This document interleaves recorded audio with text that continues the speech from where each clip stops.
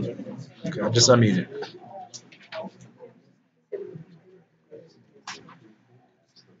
Change anything?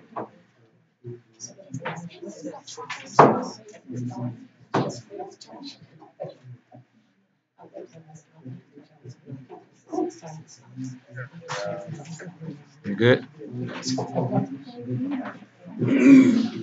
You're pretty good. Praise the Lord.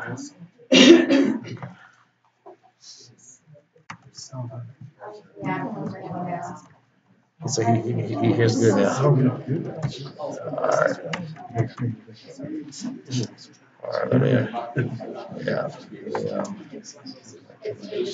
All right, well, so I can say today, I'm going to send it to myself so I can make sure I can test it here. But, all right, buddy. Thank you, sir. All right, I'll call you if I need you. Hey, Ashley, I had to send you a second link. I had to send you a second link. Oh, it's a different one? Yeah, different Okay. one. Yeah.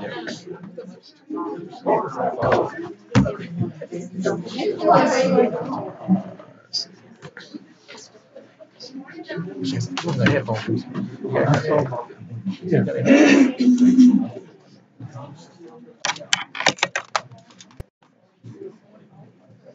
Thought you might need some. Yeah, I appreciate that. They don't have any pads on them. Huh? They don't have any pads on them. Oh, They're like a mountain man.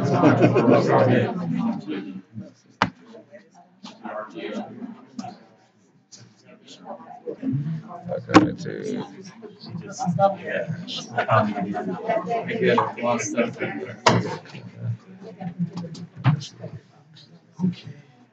Okay, right there.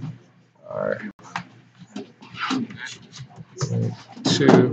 All right.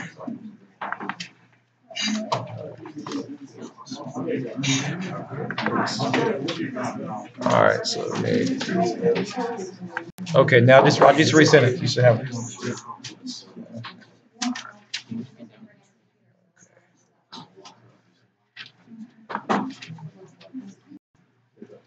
Yeah, I'm here.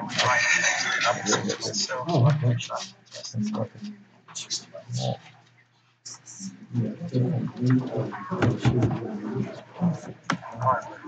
Did you get this on, Ashley? You get it? Yeah. Okay, it should be coming. Ashley, send your second one. Send your second one. Oh, it's a different one? Yeah. Okay. Amy, you on the line yet?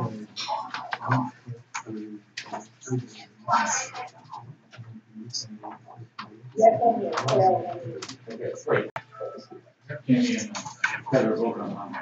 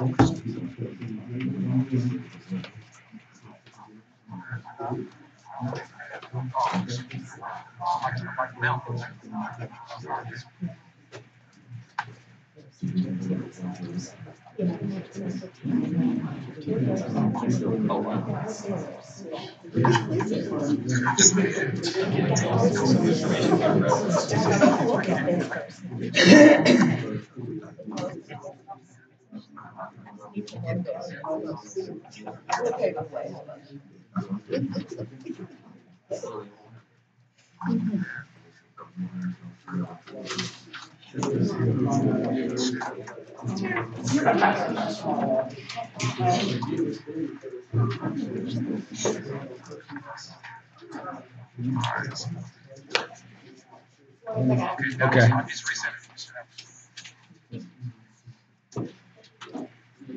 Yeah.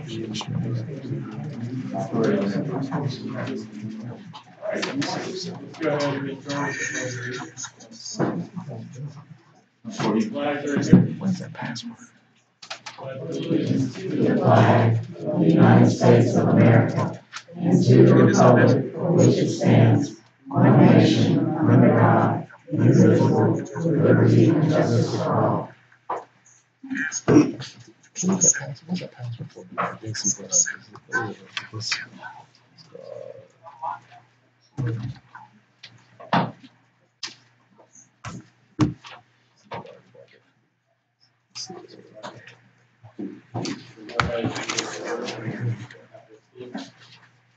Board members are reminded that it is our duty to avoid conflicts of interest, and conflicts of interest is the end of the work of the advisory board. Is any member of the advisory board may have conflict of interest and experience conflict with respect to any matters from the board's activity. All right. If so, statement for the record, during the course of the meeting, aware of any conflict or apparent conflict is brought to my attention. We review to abstain from participating in discussions and voting on that. The mission of the Charter Advisory Board, works in favor of districts of high quality. This time, we'll take review or approval of the November meeting.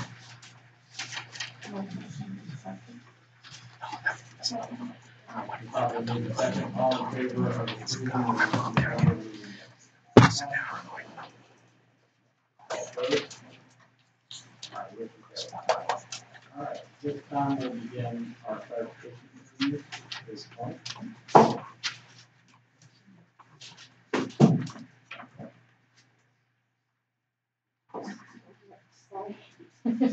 Good morning, Chair Quigley, Vice Chair Walker, Committee Co-Chair Pacadelis, and all respective members of the board. Today, I'm going to provide the monthly application update for December 2018.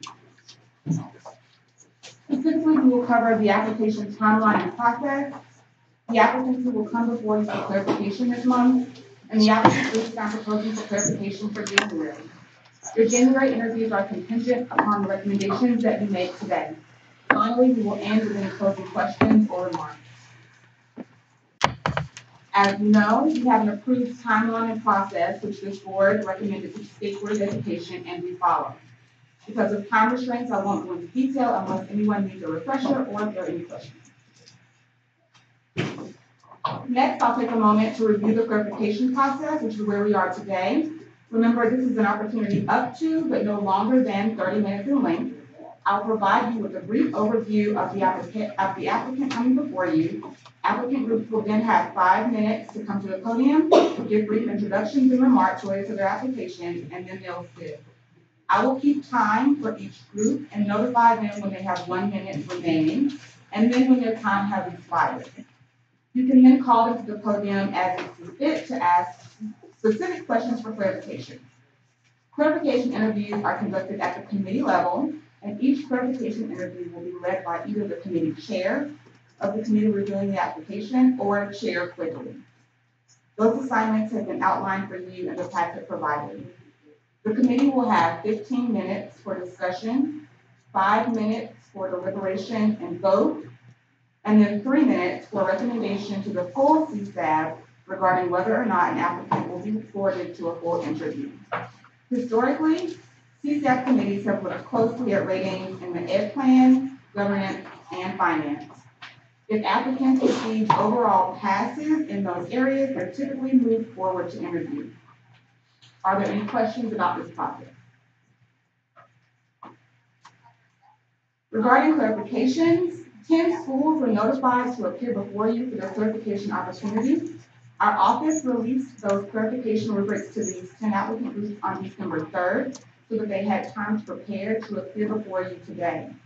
One applicant, First Impressions Academy, withdrew from the process on December 3rd, and another, Kingdom Performing Arts Academy, withdrew its acceleration request, bringing the total number of applicant groups for clarification appearing before you today to 8. The applicant groups that are appearing before you for clarification at this meeting are Rise Academy, Old Main String Academy, North Davidson Charter, Pocosin Innovative Charter, Elaine Riddick Charter, Lighthouse Charter, Robert J. Brown Leadership Academy, and Omega School of Art. Each of the groups appearing before you has submitted a special request for acceleration, and all of the groups coming before you today are first-time applicants. At your January convening, you will interview the 6 applicant groups who were forwarded to full interviews at your last meeting. As you know, we canceled tomorrow because we were unable to gather a quorum. So you will see those groups next month. You will also interview any applicant groups forwarded for full interviews after their clarification opportunity today. Are there any questions about who you will see next month? For January clarification interviews, we're proposing that you see the following groups. Policy committee reviews will be North Raleigh Charter Academy, Achievement Charter Academy, and Wendell Falls Charter Academy. Both North Raleigh and Wendell Falls are partnered with Charter Schools USA and requesting to replicate Cardinal Charter Academy. For January clarifications, we are proposing that the Performance Committee see Pollard Elite Preparatory Academy, Griffin Leadership School, and Doral Academy in North Carolina. Only one of these applicants has a special request. Doral Academy in North Carolina is requesting replication. If you're okay with seeing these proposed groups for clarification next month, then we will begin notifying them following today's meeting. Are there any questions or concerns?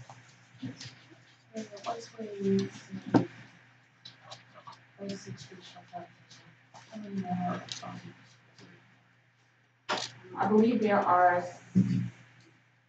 in January. Yes, we have clarification scheduled for February and for March. And I believe there's 6 groups scheduled in February and 6 groups scheduled in March. Is it after January we'll be done with the accelerated application? Yes, so the group available for you today for clarification, this is the last acceleration clarification group. And so you'll wrap up all of those for interviews at next month's meeting.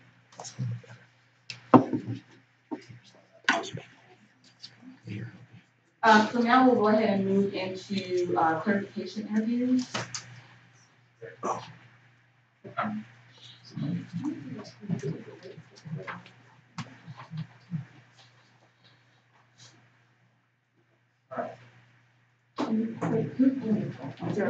Yeah, oh, no, I can do it.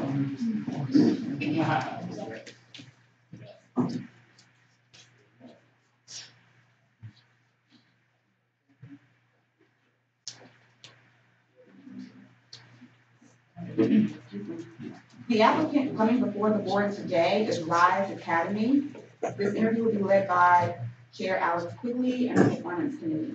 They're proposing to locate in Wake County. The proposed grade levels and student enrollment are as follows. Year 1, K through 4, 120 students. Year 2, K through 5, 156 students. Year 3, K through 6, 203 students. Year 4, K through 7, 264 students. Year 5, K through 8, 342 students. There was no LEA impact statement submitted. There was no due diligence completed. Pass-fail ratings are as follows. Mission, purposes, and goals, 2 pass, 3 fail. Education plan, 1 pass, 4 fail. Governance and capacity, all fail. Operations, all pass. Finance, 1 pass, 4 fail. This applicant group is requesting acceleration. They are not a repeat applicant. Global Education Resources provided assistance to this group, and they are intending to partner with that management company. That company submitted 1 application for this application round.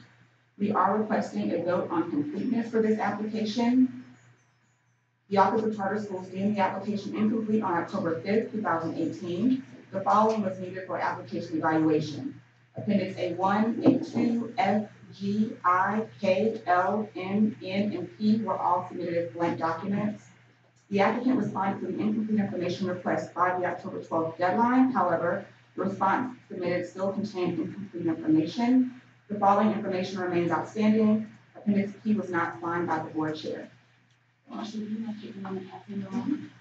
I printed out Appendix P for you for your review. As you know, state board policy states that incomplete applications shall be rejected. So today we are asking for you all to make a determination on the level of completeness for this application. The applicant group now has 5 minutes to make their statement.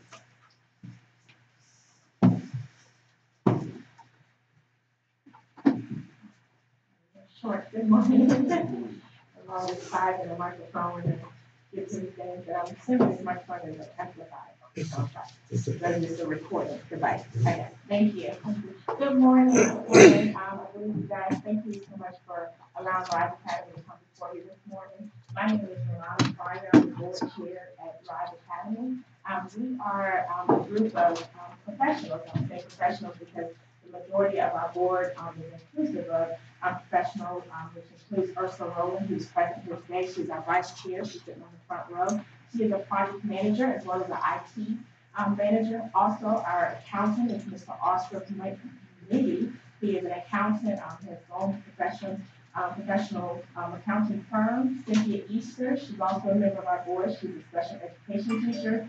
Candace Phelps is also a speech language pathologist. Crystal Holmes, who's also just got a national board certified teacher. She mostly teaches K through 5. And then Keith Lucas, who is our program manager, who also works on our website and is also the manager at his company that he currently works for. I would first, and then also me, Renata Pryor, I'm an attorney. I've been practicing law here in Wake County for the last 12 years. I have my own firm, which also I have an office in Fayetteville as well. So I work from Wake County all the way to Fayetteville, from covered County, Johnson County, Harnett County, and then also I work in federal court, which covers the Greensboro all the way to, the Winston-Salem all the way to Durham. So I'm a traveling attorney. So day by day, I could be in any county from day to day, which I enjoy. So I also have that opportunity of having, of course, what I would say the students that we are serving, I get to meet most of them, unfortunately, in my process. And that's what brings us here today. My passion, and I believe, and I call my board, I would say that we all are vocational, one, because we are not only professionals in our profession, but we're also passionate. We have passionate careers. What we focus on and what we are here today is our activism, what we believe and how we believe in trying to focus our future generations. As you know from our mission statement, we say we want to, of course, develop our youth and our children to be globally minded. That was a question that kind of came up over and over through the clarifications. And one of the reasons that we focus on the globally minded, because we know that we are now in, of course, a new season of 21st century. When I think about my kids, my son, he is an Xbox phenomenal, and every day he's talking to someone from China, he's talking to someone from London, across the globe daily, he's speaking to those generations. And so I want to make sure one of the things that we had in our board and what we as a member team thought about when we were designing our mission statement is how will we impact this generation? How would our mission statement and the things that we're going to, of course, pursue with the kids that we're going to have the opportunity to invest in, how would we want that investment to go outside the four corners of that particular school? And globally minded came to our hearts because, one, we want to make sure that they're aware that they're bigger and their purpose is bigger than just their community. So we wanted to show them outside of their community with the age of being able, and we know, as we all probably around this table have our babies or our little lovelies or our cousins or our nieces have the opportunity that we gave them a phone today, whether one or below. They know how to use that phone and probably sometimes can use it more effectively than us. So we are in a digital age, and so one of the most important things that we thought about when we designed our mission statement was around that particular purpose. So I wanted to global education management program. We partnered with them. We had I just want to just mention quick on. We tried this process. We began this process. Someone asked about, well, if you started 2 years ago, why are you here today? Well, we did start a year ago, just us in the room, us 5 in the room, wanting to begin this process. And of course, as we began to look through the application and see the depth of what it was requesting, we knew that we needed assistance, and so we reached out to different management companies and what we landed on the job. So thank you so much. When they did speak, I don't think I heard them too good. Then we can start talking again. Great. So I guess my first question, you can just stay up there. I apologize. Around the documentation. Well, first, it's just rectify that. The pieces in this documentation. Sorry, I have to change. Basically, you're missing a signature off of this signature. Yes, if you look at the bottom on the back, there is a certification statement for the board chair to sign. And that was not signed.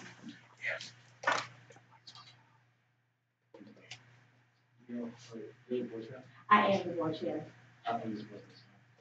I'm going to have to be honest with you. It's definitely a clerical error. When you see, I signed each and every one of those lines that are on top that come before that, and obviously just, I'll be honest with you, that's the very last signature that I did sign each and every one. one by one, and so that honestly was a mistake on my part.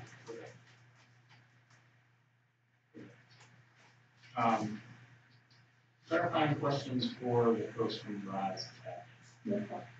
Does anyone have anything they want to clarify? So, well, actually, I'll clarify. The management company is TUR, not Torch. It's not Torch, right? It's Global Education Resource Management.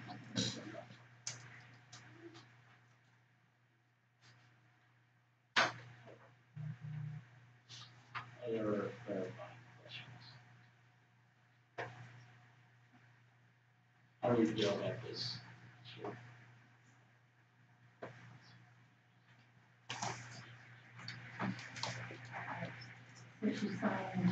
Which one is your signature? It would be the top signature on each line.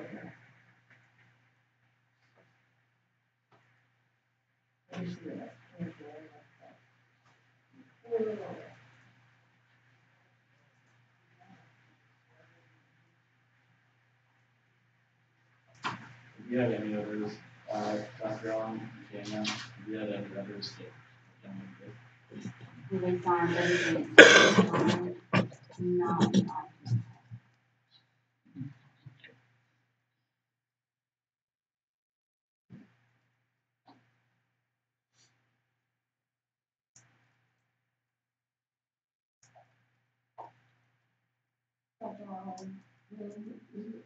Simple information about what was necessary, what was specified. Appendix P was one of the documents that I listed that were uploaded as blank, and so I didn't specify, make sure you sign it all. So when it was initially submitted, it was completely blank. Right. I know this is not years, but Cheryl allow me to ask questions. On here with the, when appendix 2 was submitted, was it filled out the name of the selected board attorney, or was it just totally blank? And so all we have is this. Right. It doesn't tell us who the board attorney was that they went through the bylaws with and talked about that, so it doesn't have that at all. Doesn't have who the board auditor was that they discussed with. Or is that all stuff that's found other places in the application? So this portion of the application is designed to help the board think about different individuals that they need to make contact with in order to run a successful school. So it does happen that applicants perhaps have not met with an attorney yet, or have not met with an auditor. And what this shows that, okay, we sat down as a board and realized we have to do X, Y, Z. So we do receive Appendix P documents that maybe the attorney's face is blank, but then the rest of the board is signed to show that we talked about the fact that we need to get an attorney. So I thought one of the requirements is that you would actually met with before you submit the application. And we, so this is all that we require. We don't specifically ask about anything in the application. I mean, this, listen, like, they have an EMOC in there, but that's totally blank on here, and I guess that's, I guess that's for my, I mean, I can understand that, I forgot to sign stuff. I've wrote people checks before, forgot to sign a check, and that just happens sometimes. With this, I mean, how come these nothing's filled out?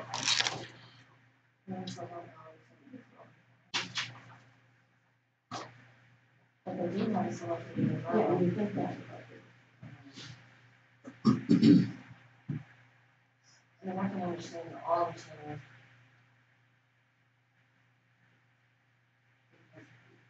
They don't require to specify I mean, what I don't know if I would sign something that said that this selected board attorney has reviewed with the full board of directors listed in an application, all the governance documents and liabilities associated with being on the board of a nonprofit corporation. You leave the attorney's name blank and you sign that you talked to the attorney about it. I mean, the selected board auditor is, I know we say elsewhere in the application, but I remember when we added on about the board attorney, it was something that had, that was one of the things you had to certify. Because we had a lot of people that were coming up that had no idea what it meant to be on a nonprofit. And so I guess I have more of a problem with that than with missing this bottom part. We do require them to have an auditor. Or at least to identify them. Right, identify the part, well, the turning part. And I don't have access into the rubric, I guess that's the rubric, not the name. I said,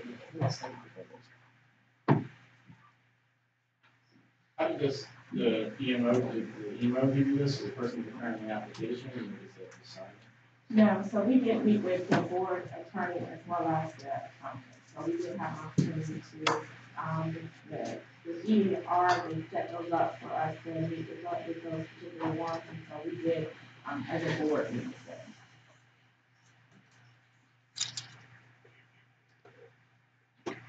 With the accountant as well.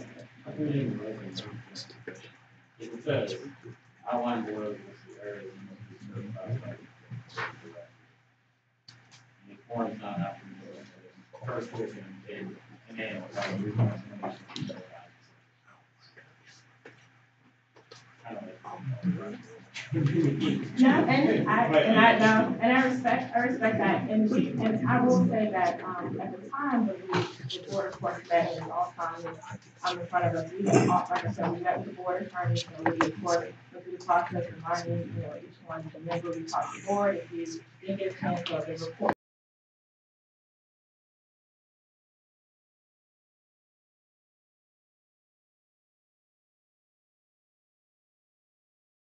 What we did is a collective group to meet with the board attorney as well as the council. Do you know how you did still decide? And I have to, of course, defer that to GR and, they, we were to sign, because we had met with them, not with the goal, but just writing in the exact. And I think, and if I had to recall the conversation, it was that we will, because we want to make sure we write the exact information, at their particular organization's name and all that. But the actual board attorney and the actual accounting we work with it. Ms. Pollard, you submitted the information on, GR, which is our management.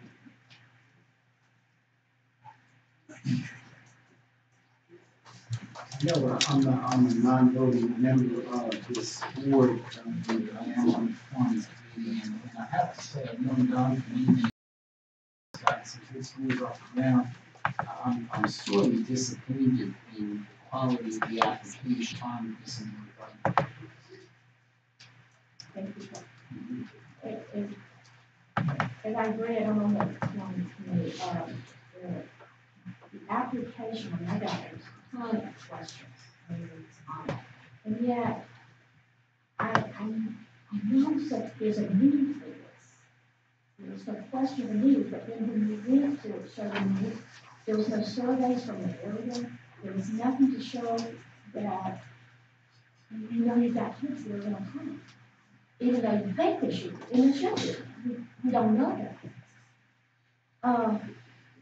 You've got so many initiatives. You've got Teach Like a Champion, Success Academy Scholarship, Frank University Program. Did anybody on the board visit the Success Academy? No, we didn't visit the Success Academy. There's a website that they have all the available language and available not only for teachers to join the service, and so we all have opportunities, of course, to join the service and have our team go through their technique, their procedures, their ways of providing, but they're in New York, and so unfortunately we didn't travel to go see it with people, but we definitely took advantage of all the resources that are available to us.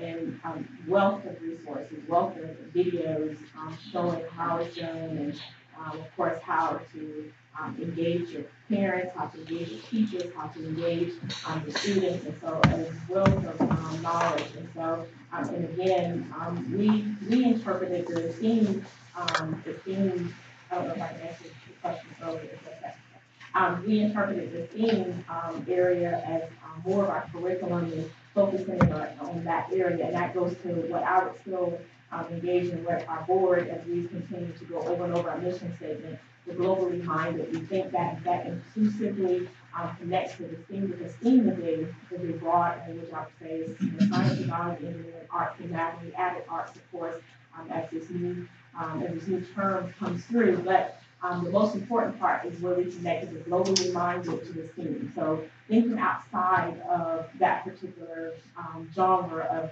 the traditional sitting class and lecture to lecture, but more of the active base and more of the having a little bit more time for touching and feeling and using another level of the senses and being able to be educated from that perspective. So not, and so that's where our mission statement, I believe, kind of coincides with the theme.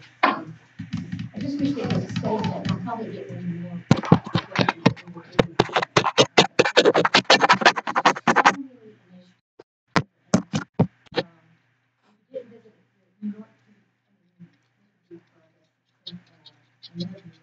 We got several schools.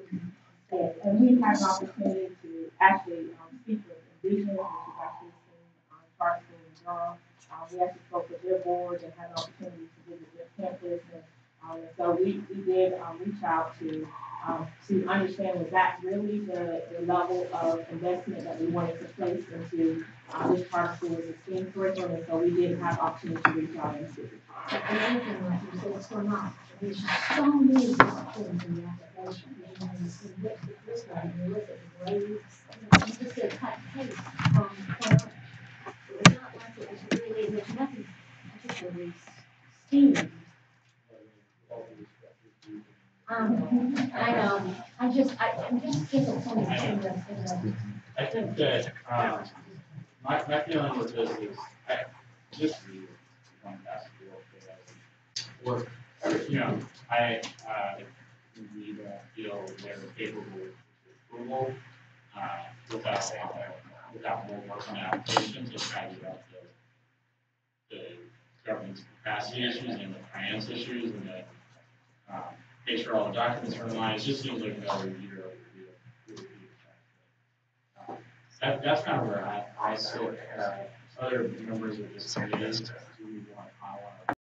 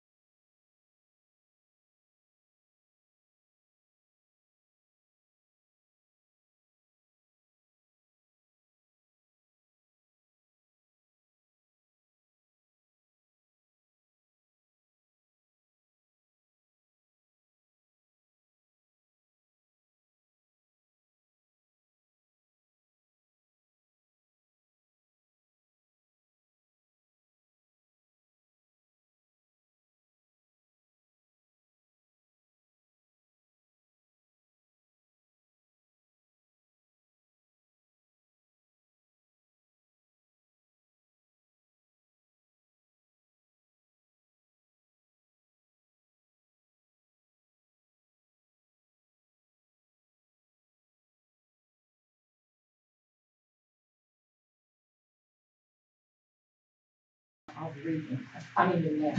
So as we look, there truly is a need, and there is an urgency for us to do something with the school system there. So as we look and we came together, discussing back in February of 2018, what can we as citizens of Robeson County do to help our schools? Some of us came together and said, let's look at the chart. So if you look at the diversity of our school board, start with myself.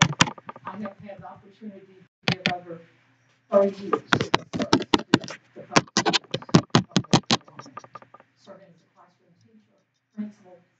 I also spent time at the central office in Greenville and as the assistant superintendent of personnel, of which I oversee 2,200 individuals in the county.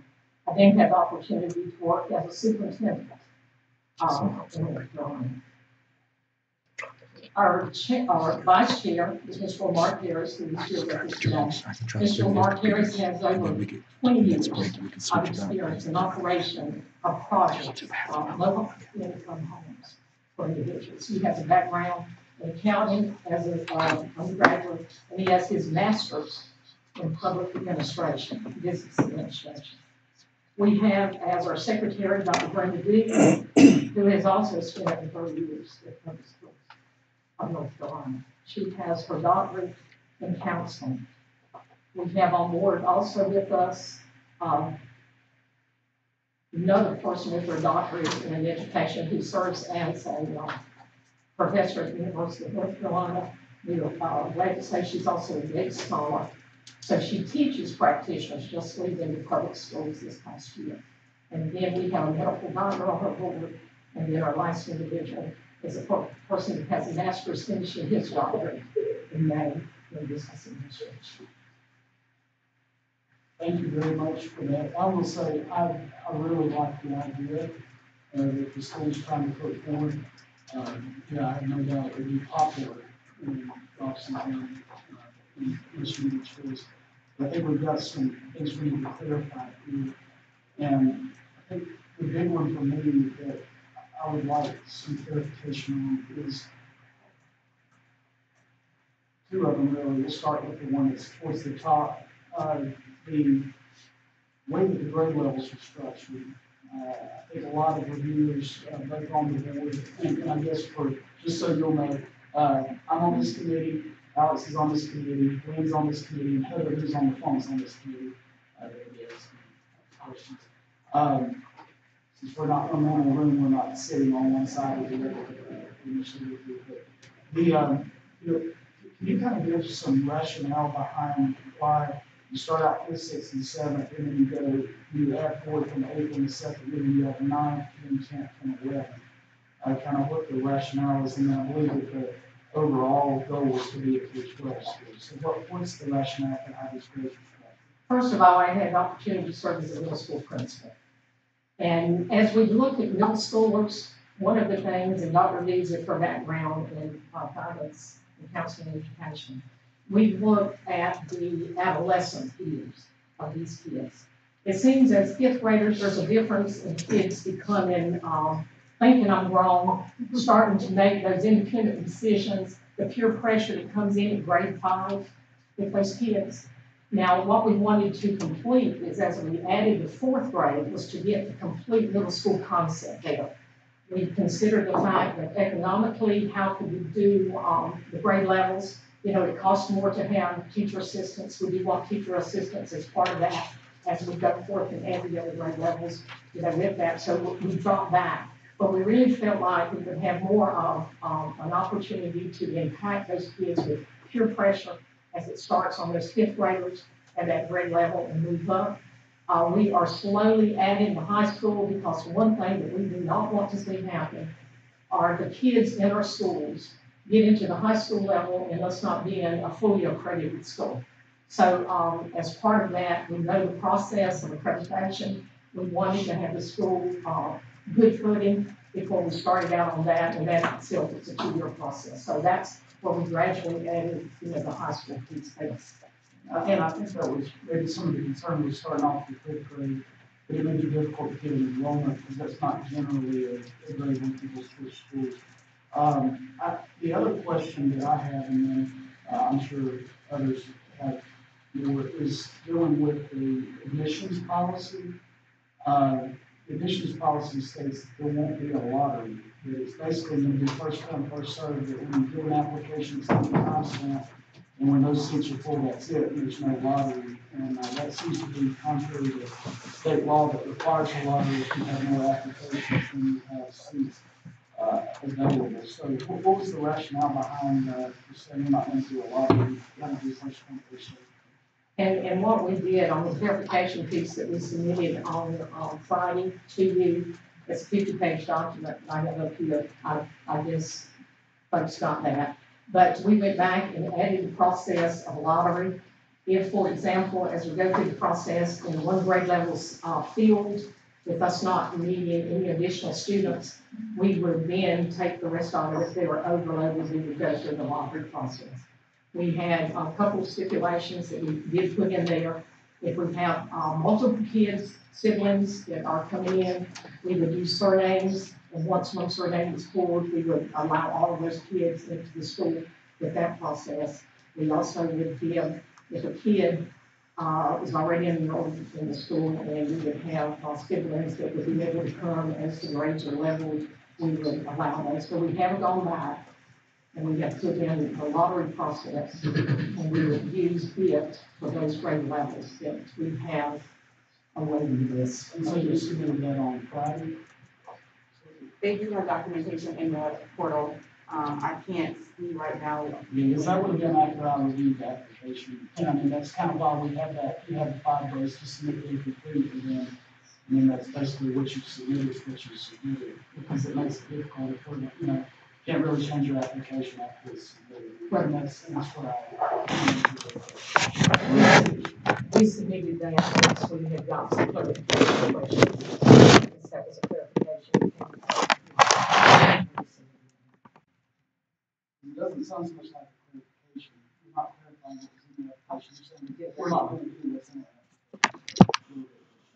All right. Does anybody else have any questions? I would just like some clarification on the facility. I was trying to understand exactly where the ambient is going to be big enough for what you're. Yes, the facility that we have a signed contract with is for a present operating Boys and Girls Club. It's a 20,000 square foot facility. It operates on a daily basis, somewhere between 160 to 180 kids are on the roll there on a daily basis. This summer, for a summer program, we had 216 kids that were a part of that facility. It meets all of the guidelines and the standards. They are allowing us with that contract. The building is set up with a gym that is also used for competition. And that tells you it's the regulation gym, you know, with the town and the park system in the county. We have a computer lab there, a library that's already in place. Those are the type of things that would be available to us. So will you be displacing the current kids in the Boys and Girls Club? No, the Boys and Girls Club would operate in that activities.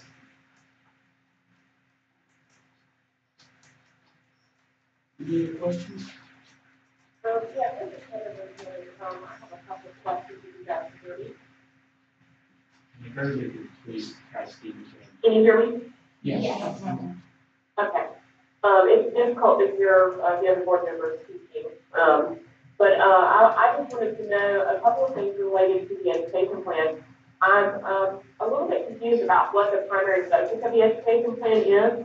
I see a lot of information. Well, I see a lot of mention of red pedagogy, and then college and career ready. But I need some more detail about what that looks like, and I'm just unclear about what your primary focus is going to be to impact student learning.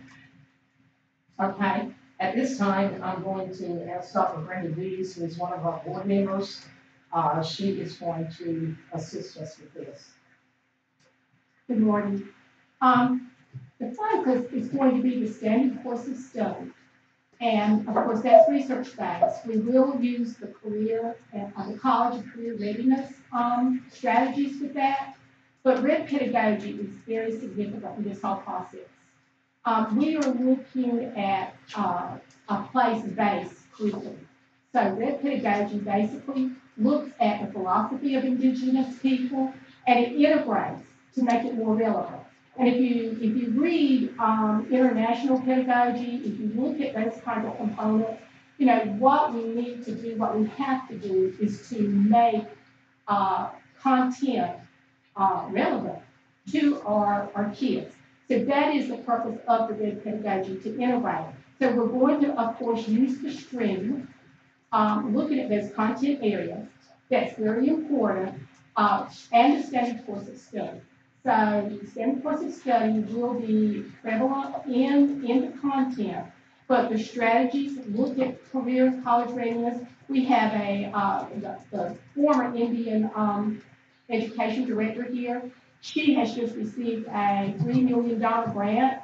So there will be monies available once we start the high school to work with students having college and career promise opportunity, as well as dual-based credits earned from the university. But I'll say, even with the project base that's written into the application, that will tell you that, you know, we're going to be going into the communities, and community members will be coming into the school, and we will look at how to make the curriculum itself more relevant to our kids. Again, you know, diversity, you have to do those types of things so that students, so that our kids understand that college and careers are very needed, and it's something that they can achieve. We have that sense of belonging. We have that transformative piece of education in the school setting.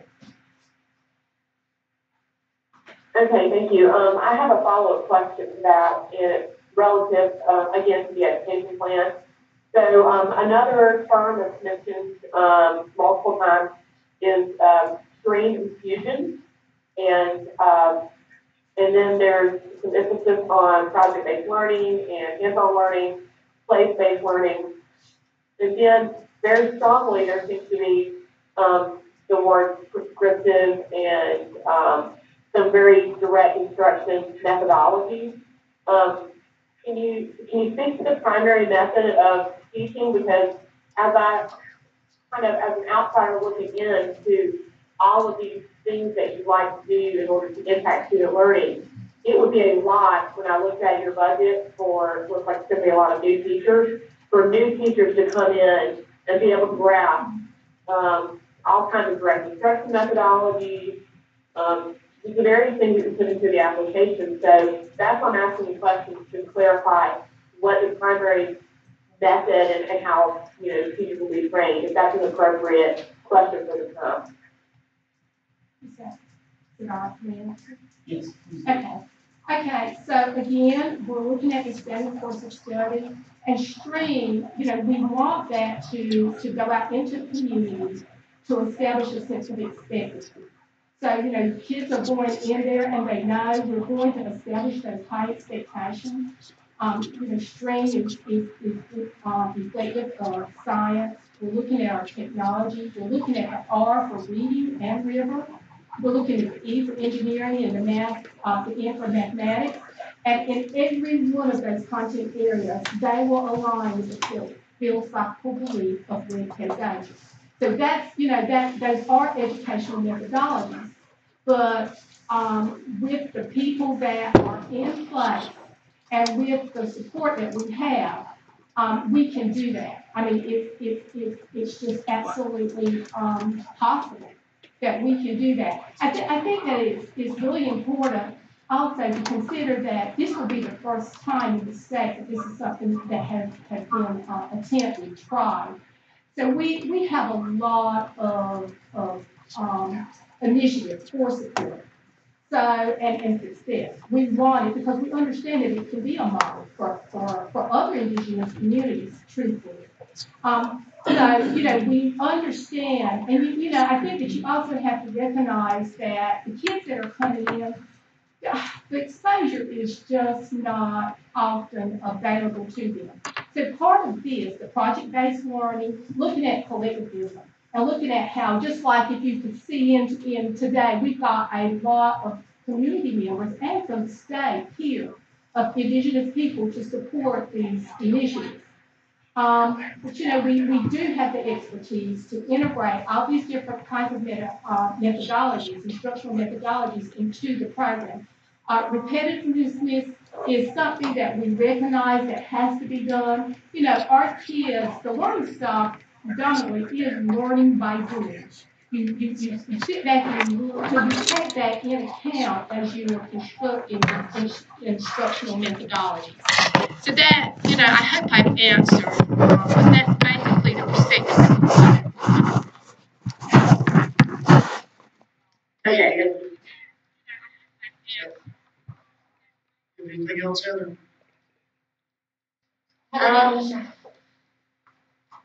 Go ahead. Okay, any other questions? Let's see, I'm looking through my comments here real quick. I just have a concern about being able to, for teachers, young teachers to master all these things and it to be impactful. I think learning the red pedagogy and what that looks like on a day-to-day basis is going to be quite a transition and a paradigm shift, along with being new to the profession and that kind of thing. And this is just for the budget at $38,000, I believe is what it was for teachers. And I'm hoping that red pedagogy and the things I'm seeing here are based upon, I see a lot of research inserted into the application, but, you know, one question I did have was whatever models have been looked at, have they been successful across the U.S. or in other places?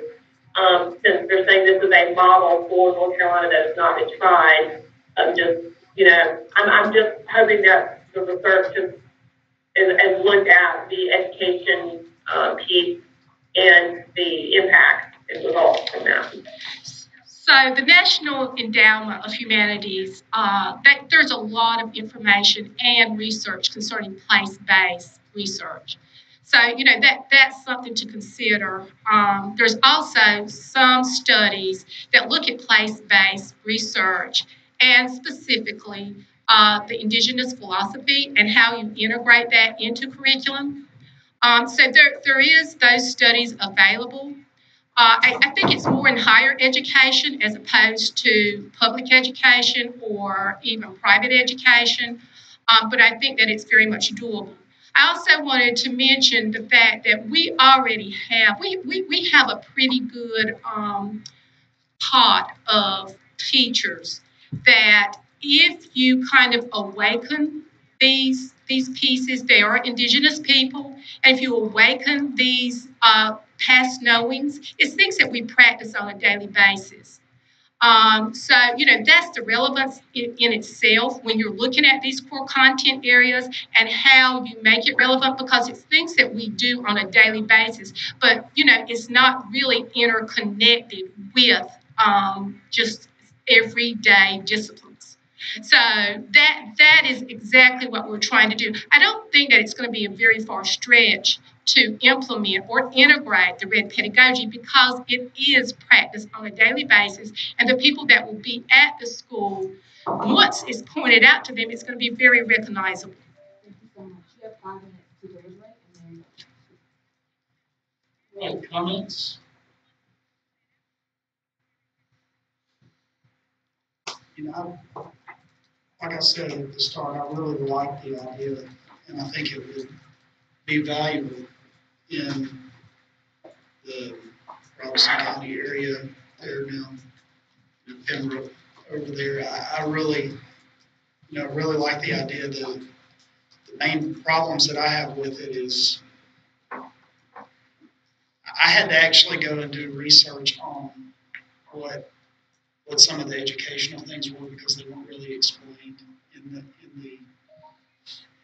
in the application. And I think that, you know, and looking through, you know, I think I was a lot nicer on the application than external evaluators and other people on the committee were. There were a lot of fails. I failed the governance plan based off the lottery issue. But there were a lot of fails through there, and I just wonder if this application is ready to move forward, or if another year of having it and some more explanation, especially around the educational plan, so you understand, it's one thing for me to do the research, and I have no idea. Y'all know exactly what you're trying to tell, or what you want to do, that you know what you want to do, but I have to be able to understand what you want to do to be able to make that decision. And I think that's where some of the problem comes in with the education plan, and then just so many fails throughout that I just think that maybe another year of getting this together will make it work. Yeah, and my thoughts would be, I felt there was a lot of things that need to be explained more in the application. I'm very impressed with your board, and I'm very impressed with you guys being here, but I do feel that what you've said today isn't necessarily articulated in the application very clearly. So I feel like the application itself isn't very strong, but I feel like your board and the things that you said today are strong. So I would tend to agree with Stephen that I think another year of trying to pull it all together and have a strong application.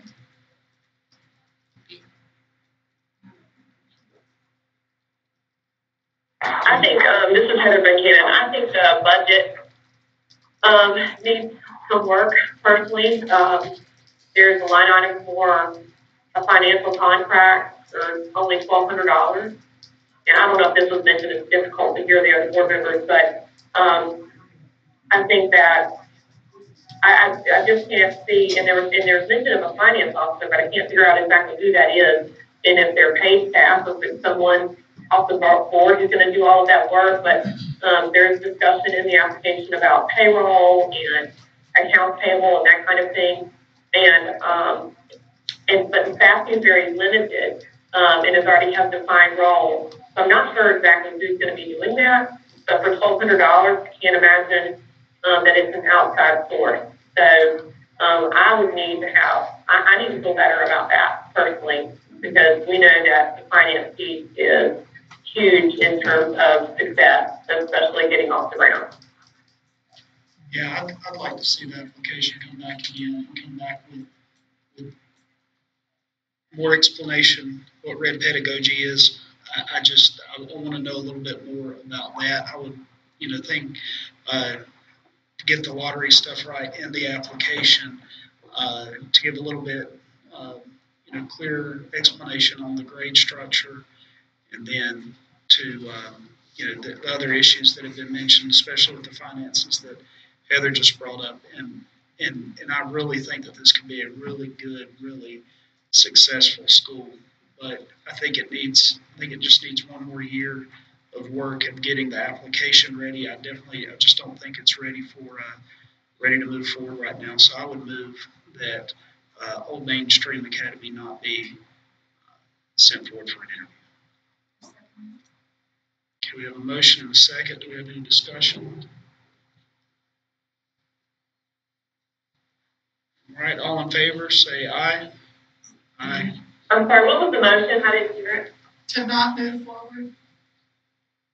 To not move forward. Not move forward. Yeah, I don't think they're ready. So I will give an eye to that. Okay. Well, then that's unanimous. Mr. Chair, I move on behalf of the policy committee that Old Mainstream not be moved forward for an interview. Okay. All right. Well, I guess you moved. Do you have a second? Go on a second. A second. All right. So it's been properly moved to second. Any discussion on the motion? I would concur with the committee's recommendations. All in favor? On the phone? Heather and Tammy, Hi. Did you hear the motion? Yes, Okay. this is Tammy. All right. Thank you. Thank you. Okay, so North Davidson is next. The applicant coming before the board today is North Davidson Charter, and will be led by Committee Co-Chair Kakadelis and the Performance Committee. They're proposing to locate in Mecklenburg County. The proposed grade levels and projected student enrollment are as follows. Year 1, K through 4, 120 students. Year 2, K through 5, 156 students. Year 3, K through 6, 203 students. Year 4, K through 7, 264 students. Year 5, K through 8, 342 students. There was no LEA impact statement submitted. There was no due diligence. Pass-fail ratings are as follows. Mission, purposes, and goals, 3 pass, 2 fail. Education plan, 3 fail, 2 pass. Governance and capacity, 3 fail, 2 pass. Operations, 2 fail, 3 pass. Finance, 4 fail, 1 pass. This applicant is requesting acceleration. They are not a repeat applicant. This applicant did receive assistance from Torchlight Academy Schools.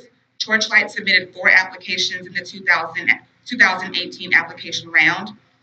The Office of Charter Schools deemed this application incomplete on October 5th. The following was needed for evaluation. Appendix A2 was not submitted. Appendix F had illegible documents. Appendices G and N had blank documents uploaded, and Appendix I was not signed by both parties. The applicant did respond to the incomplete information request by the October 12th deadline. You have 5 minutes to make a statement. Good morning, ladies and gentlemen. My name is Abdul Ali, and I firstly want to thank you for the opportunity to appear before you. At the outset, I want to let you know that I am a product of a public education. I did not go to college. I don't have an Ivy League degree, but what I do have is the passion and the desire to learn how to do this. I currently serve on the City of Kannapolis Community Development Commission. I was appointed by our City Council back in 2013. I was nominated to chair that board consecutively back-to-back my last 2 appointment terms. I know exactly the pressure that comes along with making sure we want to do the best with taxpayer dollars.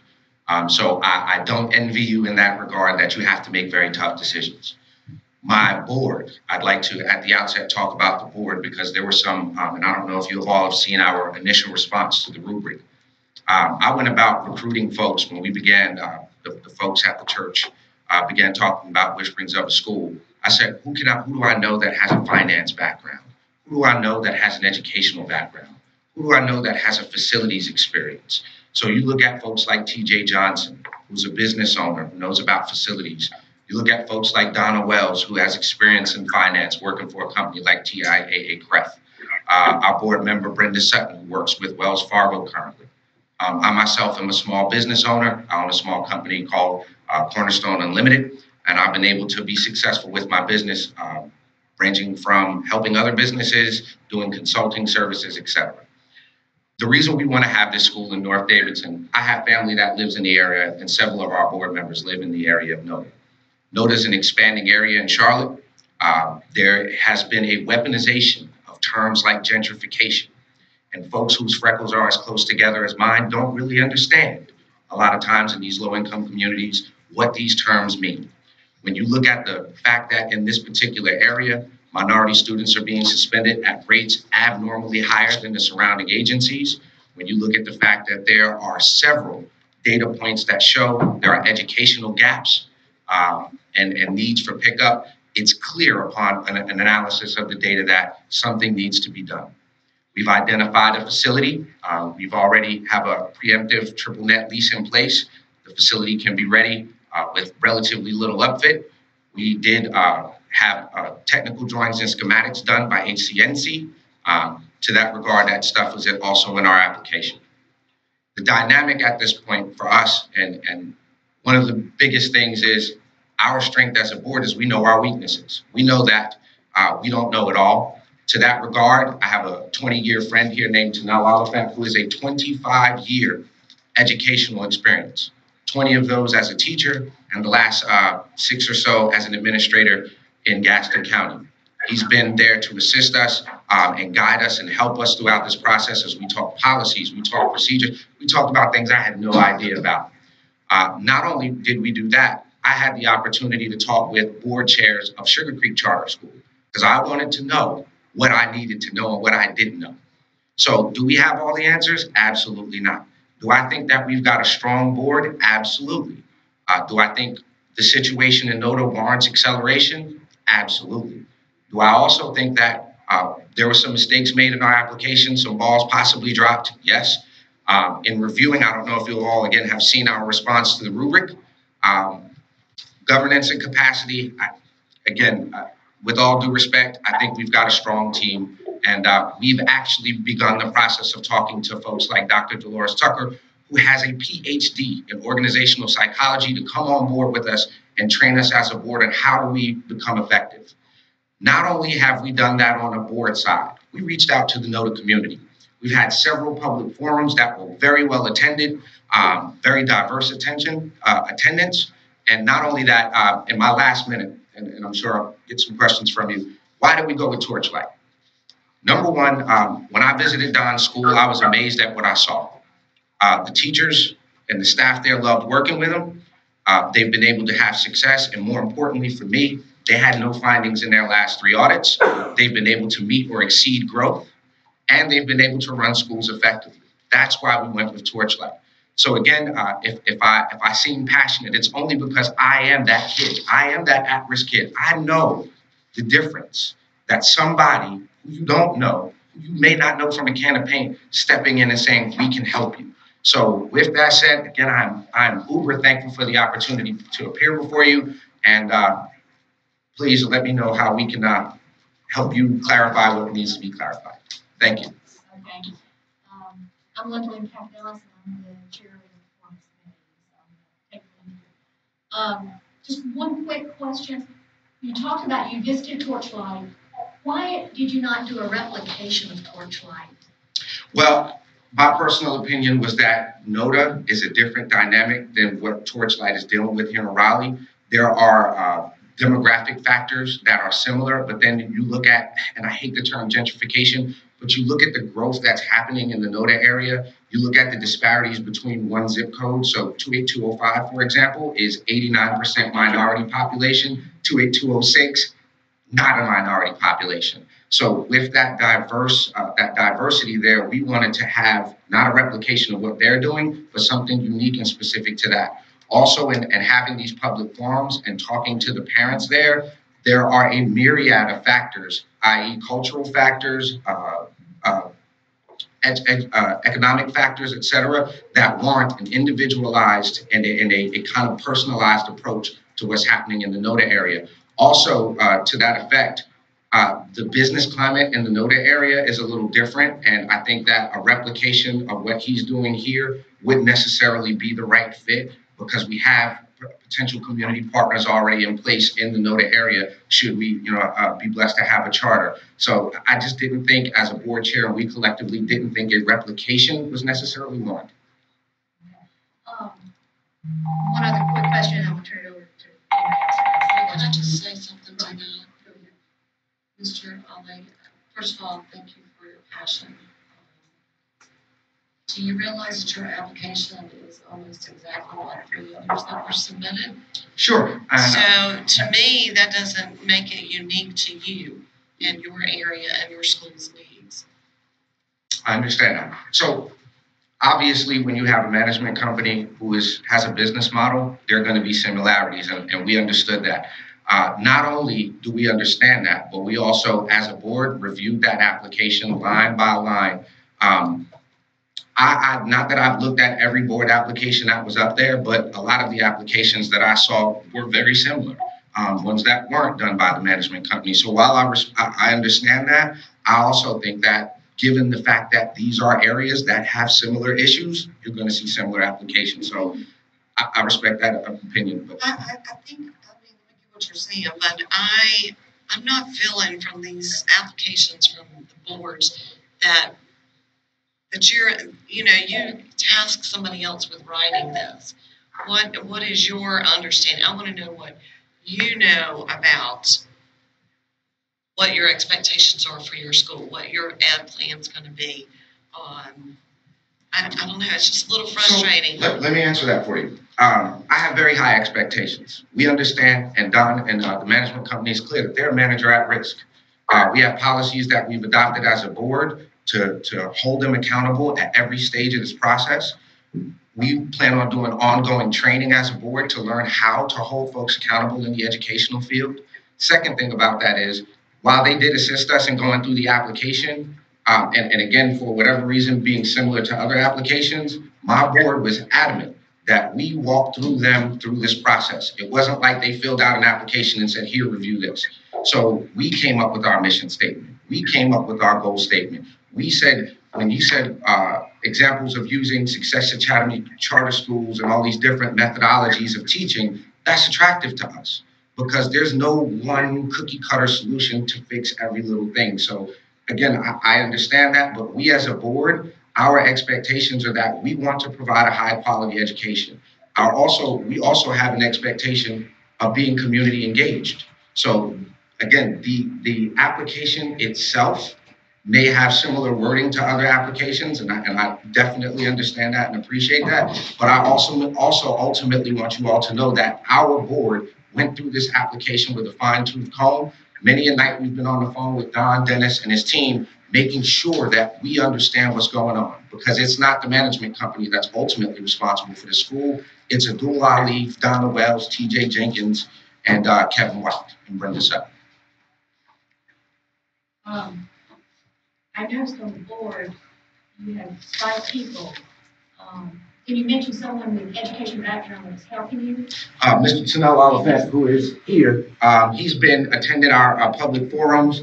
Now, the way we did this is because we are in the process and we're learning this, we wanted to make sure we had input from somebody that is in that world. Why is he not on there?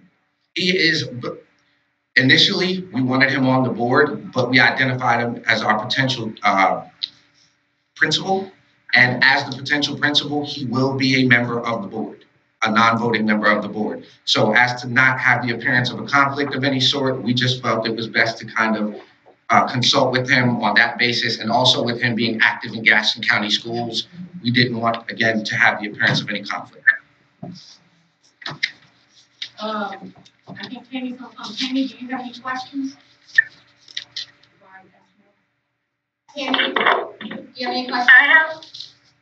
I have a similar question that I appreciate how the board chair has explained why they didn't want to replicate and that they wanted to have a school that did to their community. However, in the explanation of why the charters are, I would put for beyond similar. What will be different about the school that you're building than Torchlight or the multiple schools that have similar applications? Can you walk us through what will be different in the educational piece that will differentiate it from the others? Absolutely fantastic question. Thank you, and I'm glad you asked it. So here's the bottom line. This is not a cookie cutter scenario. We, at the outset, have begun to look at what the educational setbacks are in the particular area that we're looking to focus on. The dynamic of utilizing different portions of those teaching methodologies and the way we go about using those methodologies will be determined based upon the pre-entry testing, et cetera, that we do, number one. Number two, the dynamics of Torchlight's Academy School in Raleigh, and I think the dynamics in NODA are completely different. So what works in Raleigh is definitely not going to work in NODA. Secondly, I think also with the diversity and the growth that NODA is having, what will separate us from Torchlight also is our ability to interact with businesses, community partners in the area. We've had folks who already have expressed an interest in serving on our board that are business owners, number one. Number two, the second thing that I think will differentiate us from Torchlight Academy Schools is the fact that we're not Torchlight, period. We were very upfront with Don at the outset that we don't want to be Torchlight number 2. We want to be North Davidson Academy. Our culture, that's why we have Tanel in from the very beginning, who told us, you build your school culture from the beginning. So we want to, not that Torchlight doesn't have one, but we want a culture of transparency. We want a culture of inclusion. We want a culture that says we want to take these kids and make them contributing members of society. So we're not, I don't think, because we're working with them, going to be anything like Torchlight.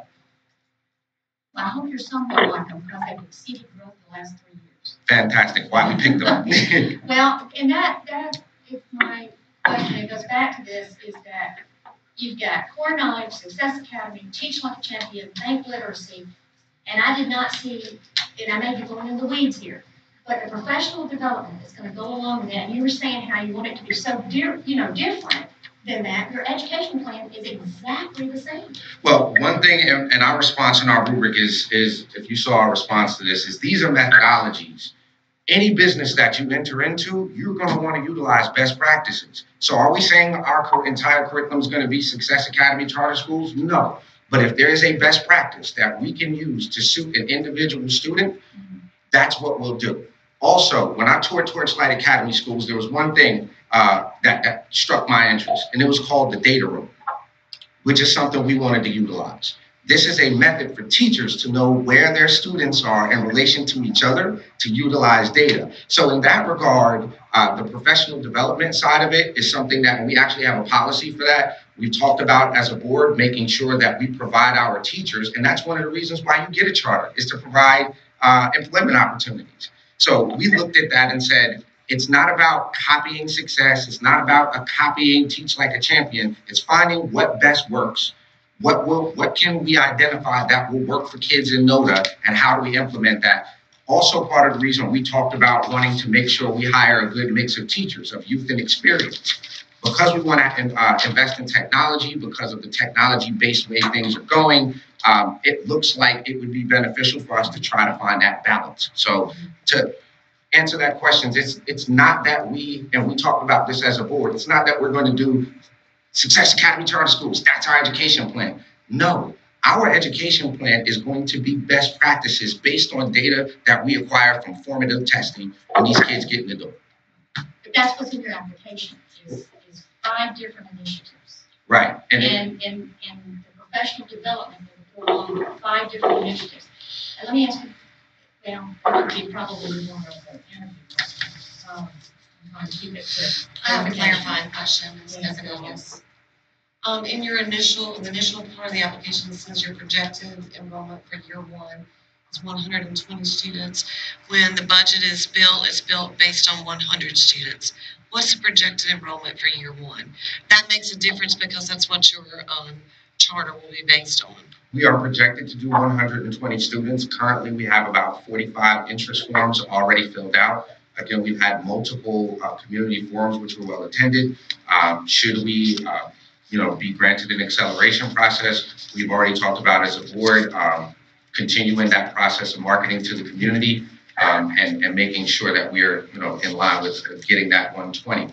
Also within the confines of our application, the board is aware that we do need to make contingencies should for some anvil out of the sky reason you don't hit that number, we need to make contingency plans. So. The survey, you said you've got interest forms? Yes. That was not in any of the application. That's because those interest forms were turned. We did a community forum post-application submission. So what we've done in NODA is we've kept our community aware every single step. Let me just interrupt you just for Tom's sake. In your interest forms, are they specifying what grade level? Yes. Okay, that would have been really good to have before the application. Indeed, and again, unfortunately, we had a post-application submission community forum, and until we got the application in, we as a board just did not feel comfortable getting that information from people until we had the application in. We were certain. So understood, completely understood. Point taken. Yes, ma'am. It's real important for us to have that, and especially in Charlotte. I mean, look at how many charter schools you have around you. Right. They're all around you. So the intent form of knowing that you're going to have a good group of students and parents are saying, I'm ready to sign on, especially with acceleration. I'm not sure that this is ready for acceleration. Can you explain the negative balance from year 1? Expenditures versus revenue versus expenditures. The deficit's 104,000. It's almost 105,000 for year 1 on the budget. So, and I think Don could speak to this a little better on the specifics of the budget. Our budget, our treasury person is here as well. When we examined the budget based on 120, the 120 enrollment, it was balanced initially. And they're asking now why there's that year over negative there. Because it was not, it was not calculated with the 120 students. It was calculated with 100. With the 100. Do you know what it would be, what the bottom line would be with 120? We did make a correction. And I don't have that budget in our, but it is in our. It's in our package. One of the things that's really, really difficult for us is resubmitting things. It's just, Well, I call Danielle, and it's not getting. Can I throw something in here? And I also want to make you all aware of this. Our Epicenter login was sent to some random individual. For weeks upon weeks, our communications were going to some random individual. That individual made contact. The day the documents were due, that's the day I received my Epicenter login. Excuse me, there was no, the application process did not use Epicenter. No, we're saying for the document submittals, things that we submitted. We didn't use Epicenter, we used that. No, what I'm saying is there are the uploads that we submitted, the documents that went into Epicenter. That wasn't, we didn't get that till the day those documents were due. But your certification documents are in the application portal. Right. So, and that's where Adam and I were kind of trying to make sure where that happened, because I, as a board chair, I ended up getting an email to say that these documents weren't done. And so then we kind of scrambled to get all of this stuff in. So new for me, understood. Let me explain that again. The RTO process used Epicenter, and that's the documents that you had difficulty uploading. Anything with the application would have been through the portal that we've been using. Right. Because we have not switched over. So what you're referring to, sir, is your RTO documents, not your. Not those, correct. Correct. And some of those documents that we did upload, unfortunately, again, clerical mistakes, some of them were illegible. So I think a lot of those things that were said, like there was somewhere in the application, the board's capacity to govern was questioned. I think when I looked back through it, some of those you just couldn't read them. Yeah, and that was again an error on our part. I'm not sure how that upload process happened that way, but We'll have 5 minutes. Okay. With our meeting today, Alex, are you going to be part of this committee? Sure. Okay. And any comments that you would have? I mean, I think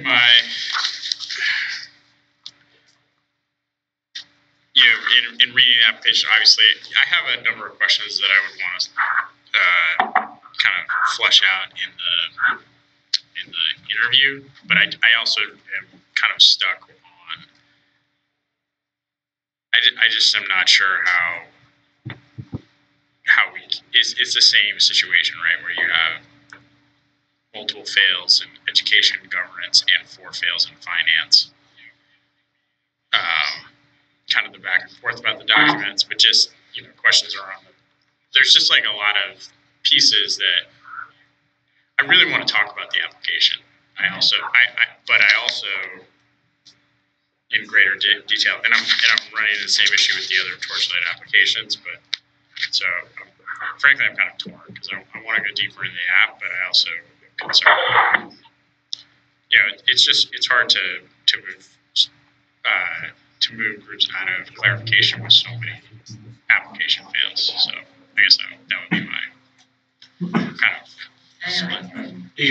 The 2 people on the phone are asking that you speak into your phone. Oh, sorry.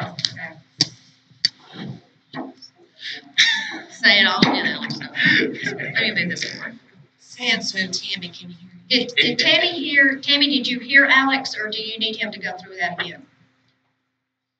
I couldn't hear anything you said. Okay. Tammy, I just said that while I have a number of things that I'm interested in talking further about in the application, and particularly around the education plan, I have a lot of concerns about, just multiple fails in multiple areas in the kind of written review.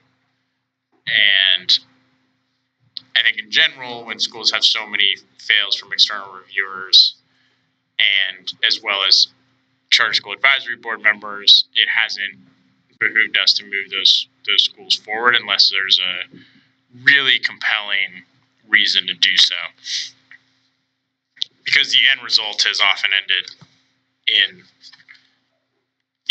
the same decision, or it's just difficult to, and I think as a general rule, when we're talking about applications and we're having external reviewers and our own board members fail applications, and then we say, oh, well, we're going to go ahead and move forward.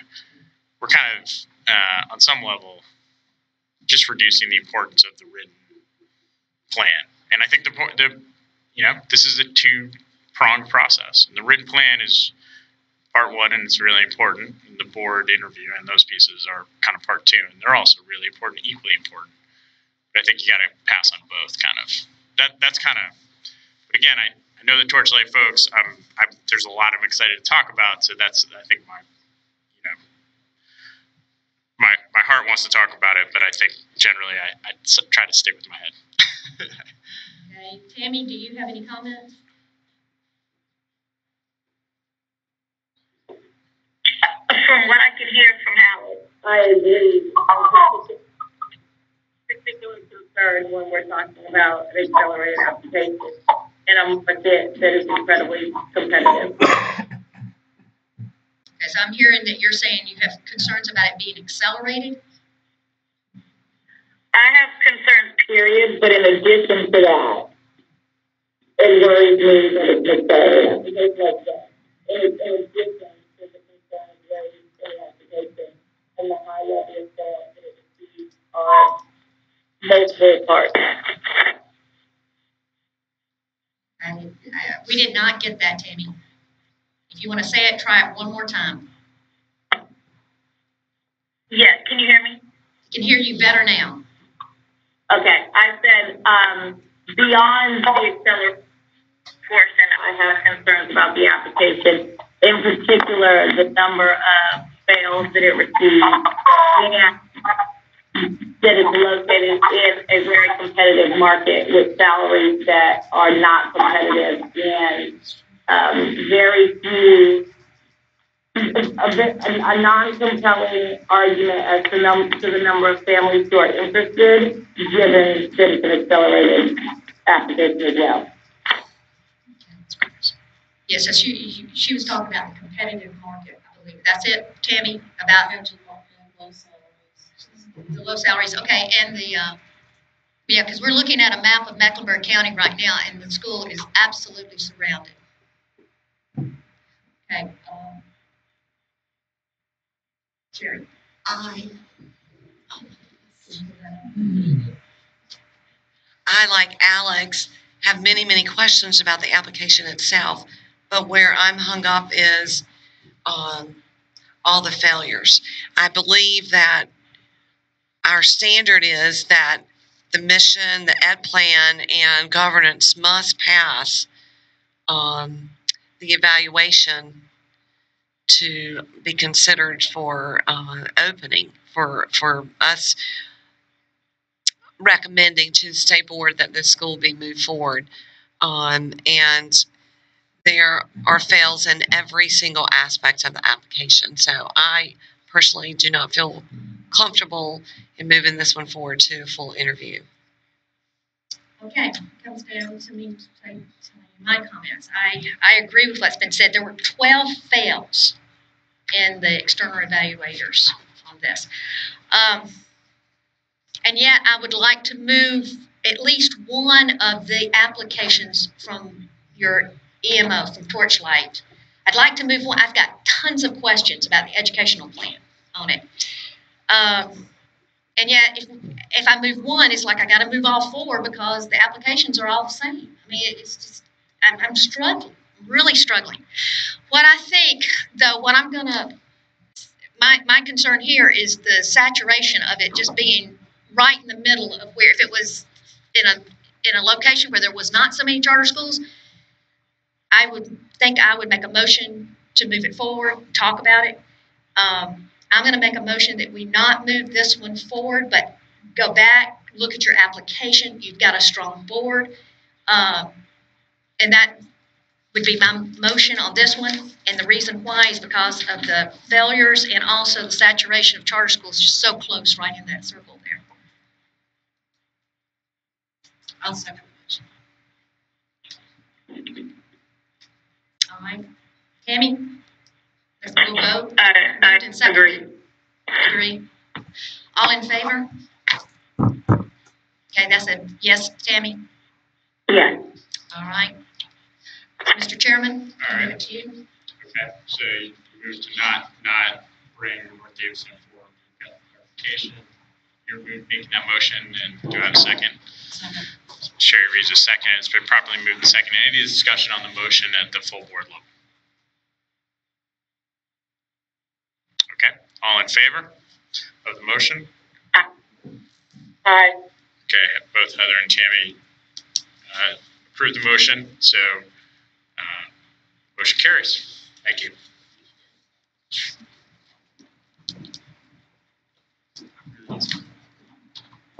Yes, let's take a, see what time it is. Take a 7-minute break. I also want to tell you, I think the mics are just for the live stream, so with the talking for Tammy and Heather, they actually need to be like voice up, that's why I moved that down. If we talk towards this. Towards that will help. Oh, Yeah, also this. I don't think so. I mean, it's great for you to talk into it in the live stream, but the phones are what Heather and Tammy can hear.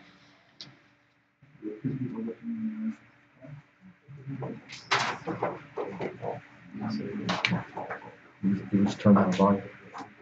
Okay.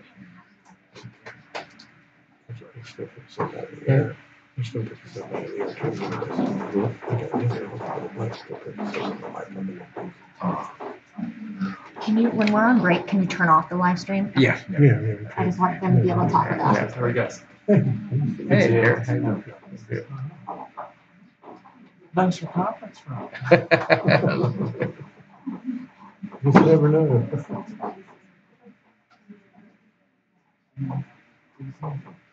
Okay, so I'm here. I'm here. I'm here. Yeah, you just hear. I can tell my stream I have. Trying to shut that off. Maybe you should shut that off somehow. It's killing the light.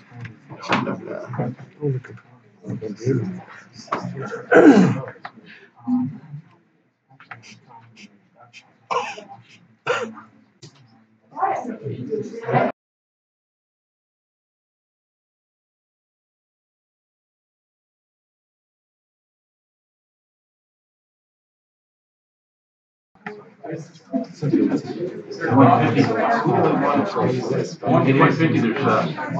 went down to do an RTO. I'm just going. I mean, it's something going right now. You go to 150, 150. So RTO paid by the clock. You gotta be nice to him now. You gotta be nice. I gotta be nice to him. Yeah, you gotta be nice. Oh, yeah. Well, yeah, well, yeah, we have two downstairs too.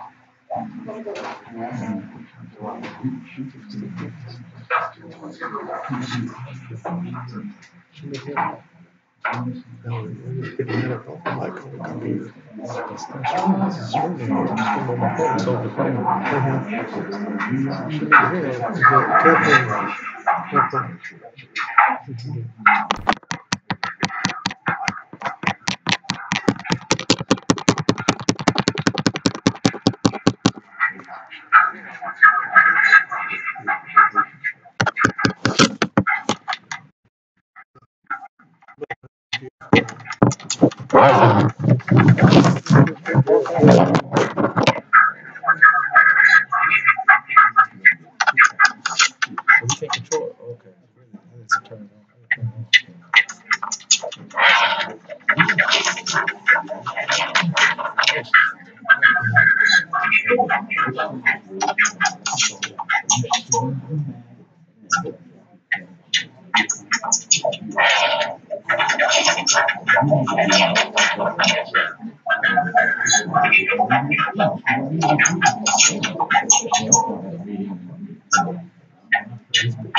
Stop streaming.